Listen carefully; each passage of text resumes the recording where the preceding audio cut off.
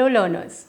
In the previous session of the course Environmental Impact Assessment for Environmental Health, you have learned about examples of noise impact assessment in construction worker, healthcare worker, mining industry, etc. Today in this session, I will give you an overview of energy auditing in environmental impact analysis. To start with, energy is one of the major inputs for the economic development of any country. In the case of the developing countries, the energy sector assumes a critical importance in a view of the ever-increasing energy needs requiring huge investment to meet them. India is the second most populous country, as we know, in the world, with a population of almost 1.3 billion and the third largest economy, which is measured by purchasing power parity, popularly called as PPP.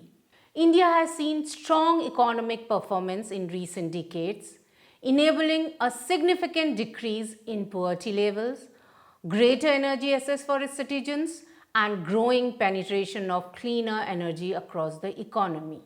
Having said this, India's sustained economic growth is placing an enormous demand on its energy resources, energy systems, and infrastructure. Over the past decades, energy demand has steadily increased across all sectors, whether it is agriculture, industry, commercial, residential, or any other sector, and it is expected to continue to grow. Speaking about major energy supply and demand trends, India's per capita energy consumption stand at 30% of the world's average per capita versus the global average of 1.29 TOE and the International Energy Agency average 2.9. India has 0.44 tons of oil equivalent, TOE, tons of oil equivalent. India's energy system is largely based on the use of coal for power generation, oil for transport and industry, and biomass for residential heating and cooking. Bioenergy and most coal supply are produced in the country, while oil and natural gas are mainly imported.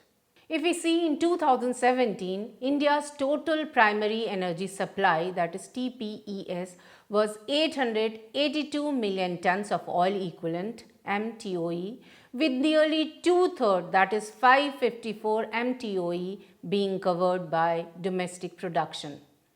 Industry accounted for the largest share of India's total final consumption TFC, followed by the residential sector, transport and the service sector including agriculture. The Government of India has set ambitious renewable electricity target for the short to medium term. By 2022, according to GOI, the country aims to have 175 gigawatt of installed renewable electricity capacity. So, for reducing the consumption of energy, sustainable and energy efficient industrialization, timely energy audits are required. So, according to Indian Energy Conservation Act of 2001, it defines energy audit as the verification, monitoring and analysis of the use of energy and submission of technical report containing recommendation for improving energy efficiency with cost-benefit analysis and an action plan to reduce energy consumption.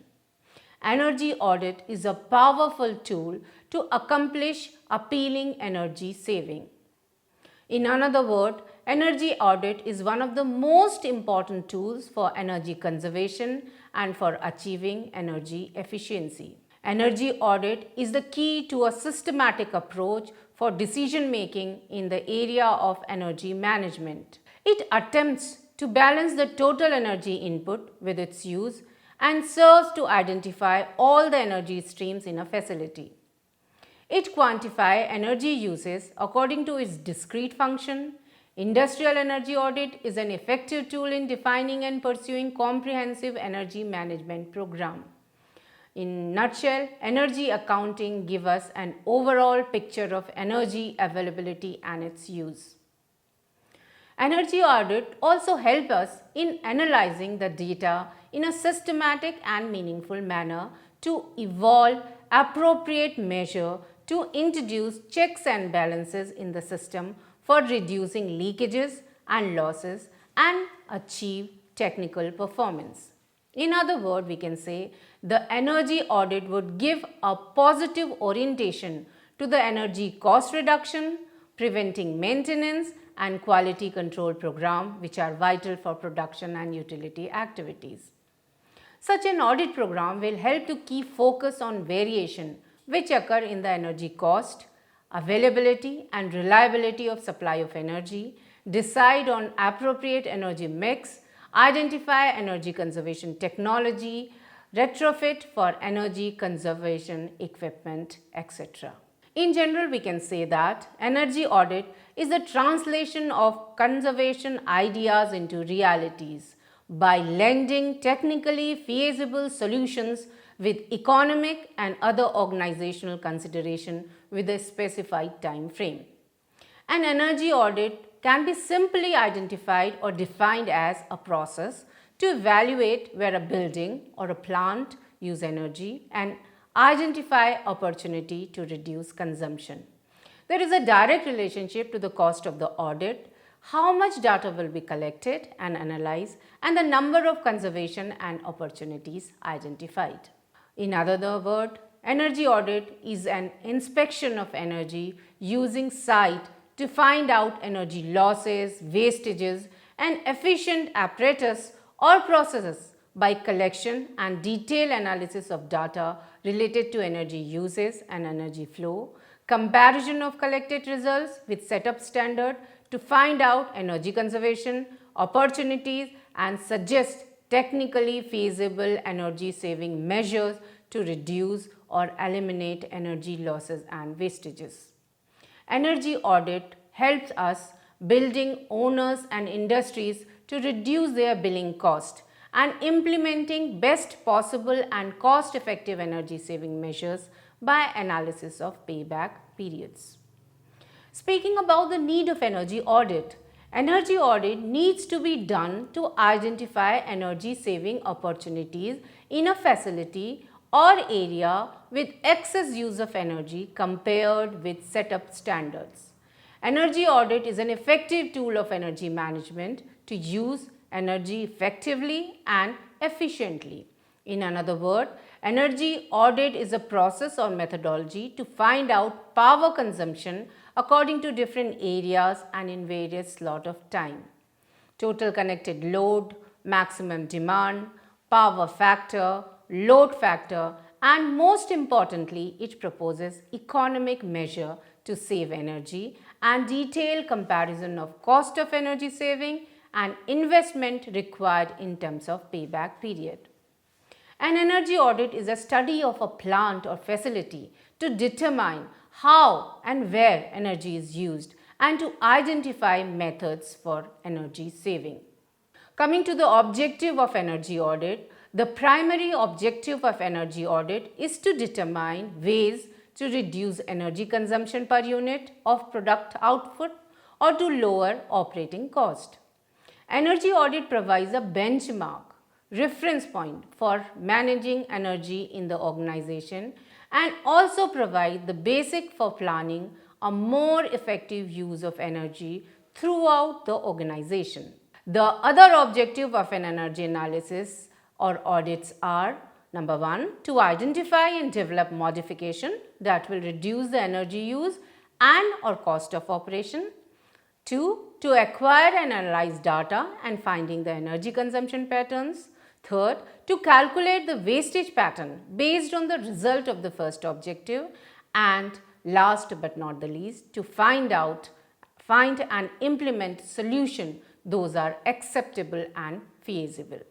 The results should be presented in a format that will provide the information needed by an owner or an operator to decide if any or some or all of the recommended modifications should be implemented.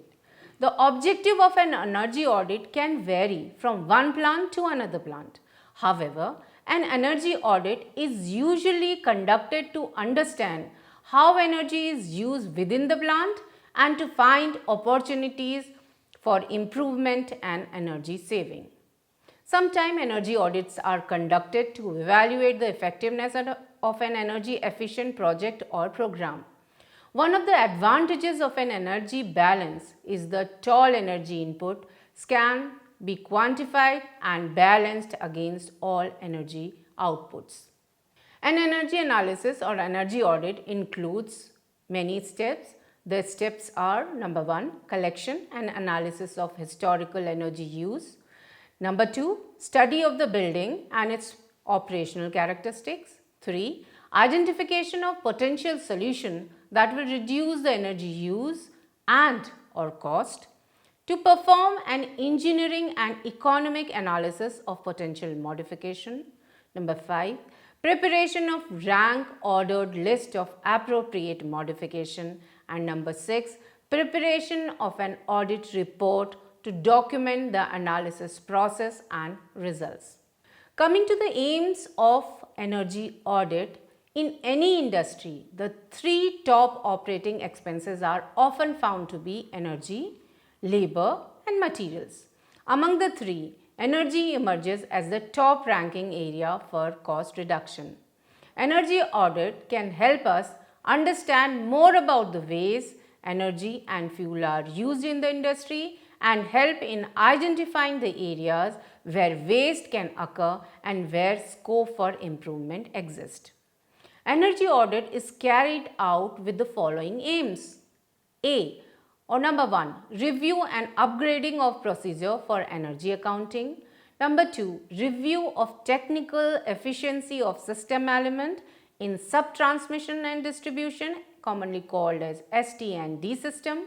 3, analysis of techniques for measuring the energy received, energy billed and corresponding revenue collection. 4, review of performance of equipment, meters, distribution transformer, etc. Next is segregation of technical and non-technical losses and establishment of norms for checking the consumption of various categories of consumer and overall energy balance in the circles. In general, if you see, energy audit facilitates the translation of ideas about energy conservation into reality by lending technically feasible solution with economic and other organizational consideration with a specified time frame. The form of energy audit conducted is mainly depend on the type, utility and the size of the industry. The type of energy audit to be performed depends on function and type of industry, depth to which final audit is needed and potential and magnitude of cost reduction desired. Thus, energy audit can be classified into 2 types. Number 1, preliminary audit and number 2 is detailed audit. In preliminary audit, available data are used mainly for the analysis of energy consumption performance of the plant. Preliminary audit takes a comparatively short time. Results are more common. The economic analysis is usually limited to calculation of the simple payback period. Preliminary energy audit is a relatively quick exercise to establish energy consumption in the organization, to estimate the scope for saving, identify the most likely and the easiest areas for attention, identify immediate, especially no or low cost improvements, savings. It sets a reference point. It identifies areas for more detailed study or measurement, and preliminary energy audit uses existing or easily obtained data. The second one is detailed audit measurement. The detailed audit measurement and data are usually collected and different energy systems are assessed in details. So, detailed audit needs longer time to be conducted. Results are much comprehensive and useful as they provide exact picture of the energy performance of the plant and more specific suggestion for improvements. A comprehensive audit provides a detailed energy project implementation plan for a facility since it evaluates all major energy using systems. This type of audit offers the most accurate estimate of energy saving and cost. It considers the interactive effects of all projects, accounts for the energy use of all major equipments, and it includes detailed energy cost saving calculation and project cost. In a comprehensive audit, one of the key elements is the energy balance. This is based on an inventory of energy using system, assumption of current operating condition, and calculations of energy use. This estimated use is the compared to utility bill charges. If we see the steps which are included in energy audit process are number 1, planning and preparation, number 2, review and data collection, number 3, plant surveys and system measurement, number 4, observation and review of operating processes, number 5 is data, documentation and analysis, and finally reporting of the results and recommendations. The procedure followed in detailed industrial energy audit, it includes energy audit preparation, energy audit execution, energy audit reports, and post-audit activities. The energy audit preparation, it includes audit criteria, scope of audit, selection of audit teams, audit plan, preparation of checklist, initial walkthrough, collecting energy bills, and preliminary analysis. If we talk about the second step, that is energy audit execution, it includes data inventory and measurements, analyzing energy use patterns, benchmarking and comparative analysis, identifying energy efficient potentials, and cost benefit analysis. Energy audit report include writing audit reports with recommendation, and post audit activities are preparing action plan for implementation and implementing the action plan. The audit checklist helped the auditor to conduct the work in a systematic and consistent way. Main component of the results section of the audit reports are collection of data and information, existing measurement instrument and data recorded, measurements required during the energy audit process, and parameter listed for the measurement. Coming to the energy inventory, the expanding energy deficiency and increased specialization in enhancing alternative source of energy, for example wind and nuclear energy, these are the main features of energy policy of India. An energy inventory is meant as a primary step toward the goal of energy inventions. India ranked at 81 position in overall energy self-reliance of 66% in 2014.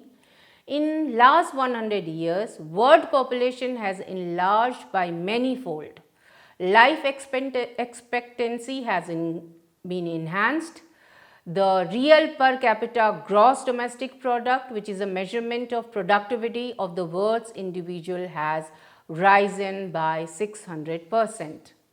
Lots of outstanding human, social and technological achievements are still feasible by a crucial factor, that is cheap and reliable energy. Today, world receive larger retrievable supplies of coal, natural gas and oil, even with the constant increasing rate of economic and population growth as well as increasing energy consumption than at any other period in its recorded history.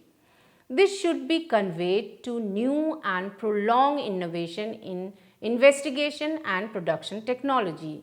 There is every reason to assume that today's approximation of reserves are solely a fragment of what is going to be fabricated and delivered tomorrow over the world.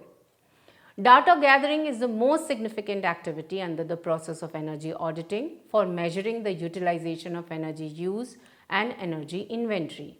To accomplish the energy data, effective collection of adequate and right data are needed. Few data are easily available and their collection completely diverse divisions of the plant to be audited. Collection of additional data may be done by recording and measurement. Energy audit team should be well resourced with all essential instrument for measurement. Instruments used for measurement are often portable or installed in certain equipments. Commonly used data for the measurement in the process of auditing are liquid and gas fuel flows, electrical measurement like the current intensity, voltage, power and power factor, temperatures of liquid and solid surface, pressure of fluid in pipes, furnaces or vessels, emission of exhaust gases whether it is CO2, CO, oxygen and smoke, ratio of relative humidity and brightness. The important tool used by an energy auditor for the evaluation are the load inventory and demand profile. These two tools are complementary since they both make available quantitative detail of the system that consume energy during a facility. The energy auditor must understood the exact point where energy to be consumed and about what proportion of energy is utilized by each and every system and what is the collective load of all the system together. It is helpful to understand how the overall energy load is distributed among various systems. The load inventory may be a systematic means of assembling and organizing this kind of information. It's a great tool for undertaking what-if analysis, assessment or proposed measure, for example, estimating the impact of retrofits, technological or operational change. As far as the electrical load inventory is concerned, there are two important questions which should be answered by making a list of inventory or electricity used. Number one is where and number two is how much and how fast. Magnitude of the load is a technique to prioritize for electricity saving opportunity. There are therefore distinguishing and categorizing completely different loads in a plant may be helpful as the demand is quantified. For example, how fast electricity is used by the inventory of the loads related to each and every load or group of loads which is useful for further understanding of demand profile. Waste is easily identified by the process of categorization and this frequently leads to economic saving opportunity. The best saving opportunities are considered by identification of high calculation load. In the thermal energy use inventory, identification of energy flows and energy flow chart is useful for distinguishing thermal energy flows. All vital energy flows among the facility, into the facility and all outgoing flows from the facility to the environment are represented in energy flow chart. The thermal energy outflows from a subsystem or a facility are identified and provided by checklist. Calculation for estimating energy flows can be done by using an energy flow diagram. Coming to the energy inventories and the energy balance, the implication of the energy balance principle underlying the audit is that we can quantify all energy inputs and balance them against all energy outputs. The energy flow diagram for the industrial food processing plant is a balance. The energy inflow equals the energy outflow. The Sankey diagram is a convenient graphical representation of energy balance. The Sankey diagram summarizes the energy balance for a given system indicating number 1, the magnitude of all energy inputs and outputs by the size of the arrows and the approximate sequence in which output occur along the energy flow path. To understand the supply demand scenario, first we have to understand resource and demand. As the world population is increasing day by day, natural resources are becoming limited. So, it is the need of the hour to switch on the alternative resources for meeting the demand of the population. The present estimate reserves of hydrocarbon may not provide enough amount of energy. For meeting the increasing demand, we have to move to all the resources based reserve, which can be increased use of non-fossil resources, nuclear and non-conventional energies for example. For generation of electricity, maximum hydro potential can be harnessed. and we should explore additional fossil fuel competitive import of energy. Energy, if you see, it can be classified into several types based on the criteria.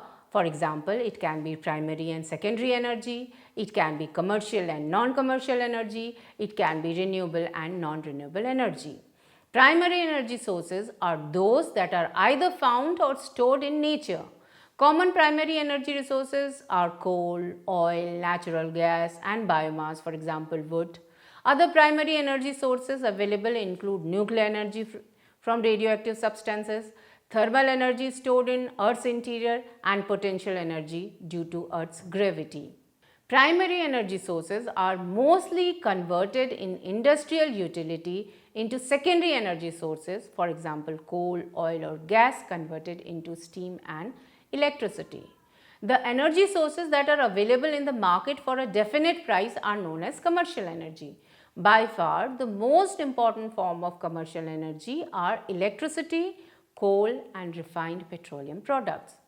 Commercial energy forms the basis of industrial, agriculture, transport and commercial development in the modern world.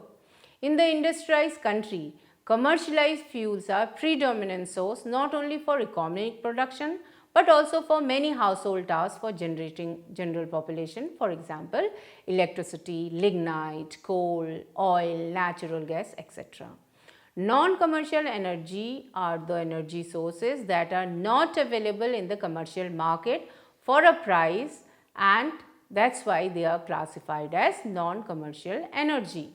Non-commercial energy sources include fuels such as firewood, cattle dung, agriculture waste, which are traditionally gathered and not bought at a price used especially in rural household. These are also called traditional fuels.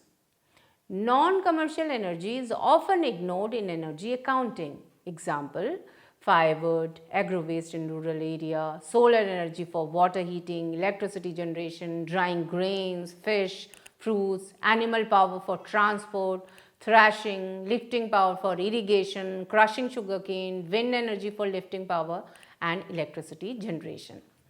Renewable energy is energy obtained from the source that are essentially inexhaustible.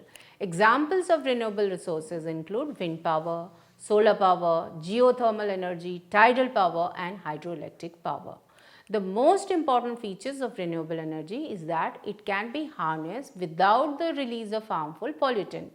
Drawn renewable energy is the conventional fossil fuels such as coal, oil and gas, which are likely to deplete with time. If we talk about resources and reserve, the term reserve and resources can be used to discuss supply the various non-renewable energy sources. The concept of these two can be distinguished with the criteria. Number one, the level of certainty of their existence and the profitability of their recovery. The identification of quantity by detailed exploration is referred as reserve.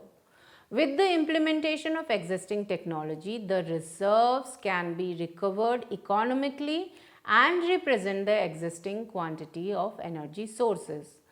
On the sure estimation of geologists, they are classified as proved, probable or possible. On the other hand, resources are a lot larger. It is referred to the amount of energy resources that exist or even known to be present, regardless of the expenditure or the technique required for recovering it. For instance, recovery of the conditional resources which are known to exist, the cost becomes too high with existing technology at a current price. If we see population and energy demand growth, we see that an intense debate is still going on about how fast the population, the economy and our energy consumption will grow in the years and decades to come. For instance, with the increase in population, energy demand also increases, although GDP per capita will decrease if GDP growth does not meet with population growth, as in case of developing nation. Population growing at an increasing pace consume more energy. Moreover, availability of energy also allows population to grow. Consumption of energy exert demands on energy resources. So, to conclude this session of the course Environmental Impact Assessment for Environmental Health, in this session we have learned about the energy audit for energy impact analysis. Energy auditing is a basic tool for energy conservation, and it is defined as a systematic exercise to identify the end use that consumes significant amount of energy. It estimates the efficiency in each of these and uses and devise method for improving efficiency and thus curbing losses and wasting energy. Energy audit provides the means to identify the area of leakage, wastage or inefficient use. In nutshell, we can say that energy audit helps in effective management of energy consumption and can lead to a significant cost and energy saving as well as increased comfort, lower maintenance cost and extended equipment life. So, it is the need of the hour to switch on to the alternative resources for meeting the demand of population. The present estimate reserve of hydrocarbon may not provide enough amount of energy. For meeting the increasing demand, we have to move to all resource based reserve which can be increased use of non-fossil resources, for example nuclear and non-conventional energies. For generation of electricity, maximum hydro potential can be harnessed, explode additional fossil fuel, competitive import of energy and use of green and clean technology for harnessing sustainable energy. Thank you.